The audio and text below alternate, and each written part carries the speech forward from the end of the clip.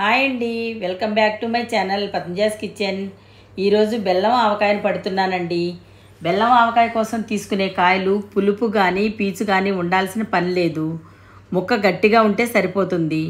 ఇప్పుడు బెల్లం ఆవకాయ తయారీ చూద్దామా?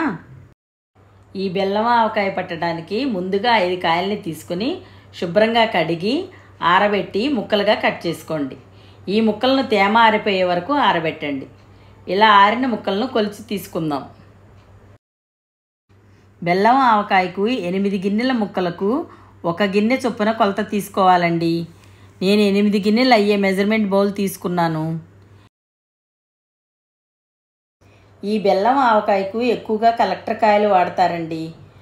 పంటకొచ్చిన చిన్న రసం కాయల్లో పులుపు విరిగి కొంచెం తీయగా ఉంటాయి కదండి, నేను ఆ కాయల్ని తీసుకున్నాను. కొలిచేటప్పుడు ముక్కలను గిన్నెకు కొప్పులారా కొలవండి. మసాలాలు తీసుకునేటప్పుడు తలగొట్టి మాత్రమే తీసుకోండి. ముక్కలన్నీ కొలిస్తే 8 గిన్నెలు అయ్యాయండి. 8 గిన్నెలకు 1 గిన్నె ఉప్పు, 1 గిన్నె కారం, 1 గిన్నె ఆవపిండి, 1 స్పూన్ పసుపు, 2 స్పూన్స్ మెంతులు, 2½ గిన్నెలు బెల్లం, 1/2 కప్పు వలిచిన వెల్లుల్లిపాయలు వేసి 1/2 కేజీ నూనె పోసి ముక్కలన్నిటినీ బాగా పొడులన్నీ కలిసేటట్టు కలపండి. పచ్చడి కోసం కల్లుప్పు ఎండలో పెట్టి గ్రైండ్ చేసిన ఉప్పును మాత్రమే తీసుకోండి. నేను తీసుకున్న ముక్కలు కొంచెం తీయగా ఉన్నాయి కాబట్టి బెల్లం సరిపోతుంది.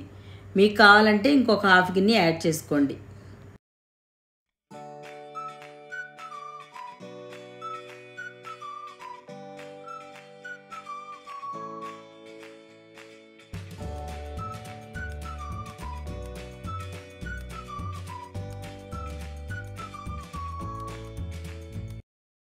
ముక్కలన్నిటికీ మసాలాలు బాగా పట్టించి మూత వేసి పక్కన పెట్టండి. రెండో రోజు మూత తీసి బాగా కలపండి. ముక్కల్లోని ఊటంతా దిగి పచ్చడి పలచగా అయింది చూసారా? ఇప్పుడు మూడో రోజు ముక్కలను చేత్తో పిండి లేక స్టెయినర్తో వడకట్టి ముక్కలన్నిటినీ బేసిన్లో వేసి ఎండలో ఆరబెట్టండి.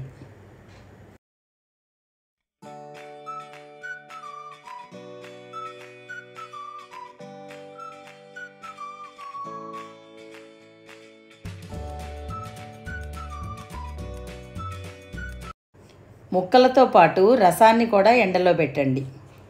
బేసిన్లోని ముక్కలను ఎండను బట్టి 3 లేదా 4 రోజులు ఎండబెట్టండి.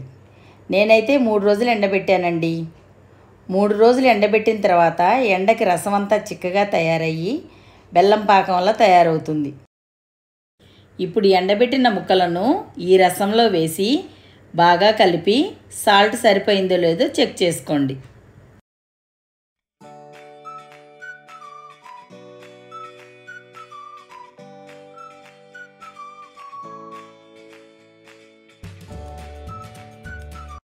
ఎంతో రుచికరమైన బెల్లం ఆవకాయ పచ్చడి రెడీ అయ్యిందండి.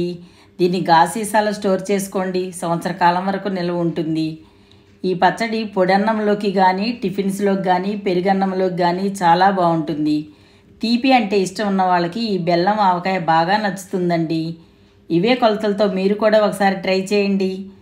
ఈ వీడియో మీకు నచ్చినట్లయితే లైక్ చేయండి, షేర్ చేయండి, సబ్స్క్రైబ్ చేయండి.